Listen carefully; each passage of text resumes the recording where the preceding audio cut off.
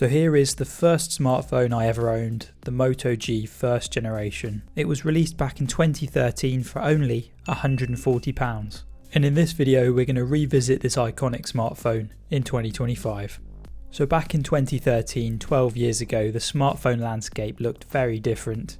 The flagships back then included the HTC One, the Nexus 5, Samsung Galaxy Note 3 and the iPhone 5S. Back then, the budget segment of the market was dominated by Windows phones and the Samsung Galaxy Mini series, which had a lot of stripped back features.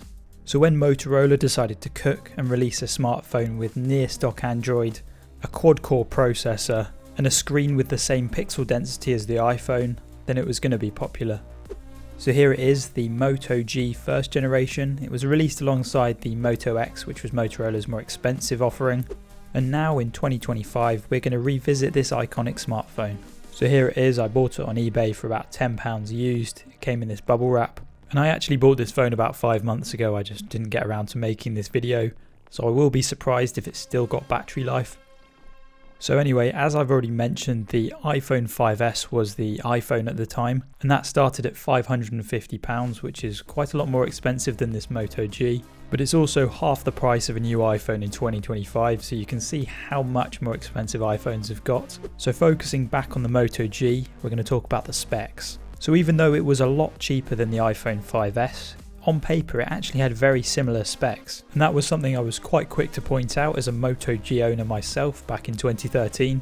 So on the front of the Moto G there is a 4.5 inch 16:9 720p IPS display. Now looking at it in 2025, I was actually surprised at how well this display held up. The colours are vibrant, the viewing angles are decent, and I was actually surprised at how bright the screen got. Apparently it goes up to 450 nits. For comparison, that's probably the same brightness as a new MacBook Air screen. And even though the screen is only 720p, it's plenty sharp. It's got about the same pixel density as the iPhone 5S. Powering the Moto G is the Snapdragon 400, which is a quad-core processor, along with the Adreno 305. That was paired with 1GB of RAM, which doesn't sound like a lot by 2025 standards, but you've got to remember that's the same amount of RAM as the iPhone 5S, which was a much more expensive phone. And it either came with 8GB or 16GB of non-expandable storage. And even in 2013, that wasn't very much storage. And I had the 8GB version, and I remember running out of space quite frequently. Moving to the back of the device, it had a single 5-megapixel camera that could shoot 720p video, and the selfie camera was 1.3 megapixels. We're going to test them out later on in the video. Also on the back of this device there is a speaker grill, so this phone has a single back-firing speaker, so not that impressive, but it does have a headphone jack, so you win some, you lose some.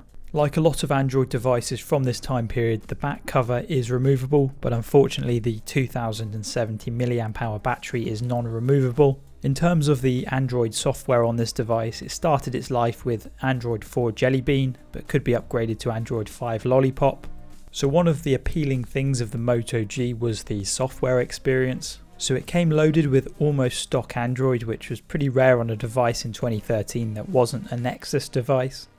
So we're now going to take a look at the external design and build quality of the Moto G. So like pretty much every Android device from the time, it's made out of plastic, but I wouldn't say that it feels particularly cheap.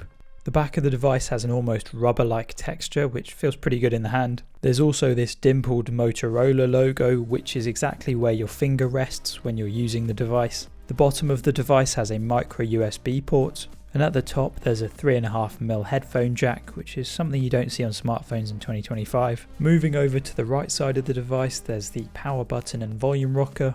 So we're now going to talk about my experience using this phone in 2025. So when I first got this phone, I was able to connect it to Wi-Fi and log into my Google account. And surprisingly, even though this phone runs Android Lollipop, which is actually a pretty old version of Android, I was able to log into the Google Play Store and download apps. And I was pleasantly surprised with how smooth the Android experience was on this phone, probably down to it being near stock Android with no bloatware. And I've already mentioned this, but the screen holds up really well. It's got good colours, good viewing angles, and the resolution is definitely more than enough for the screen size. So I first of all decided to test the gaming performance of this phone, so I downloaded some casual games and some more intensive games. Unfortunately, a lot of games weren't available due to compatibility because this phone only runs Android 5. So I started off by downloading Doodle Jump, which ran perfectly. I then downloaded Temple Run, which ran absolutely fine on this device.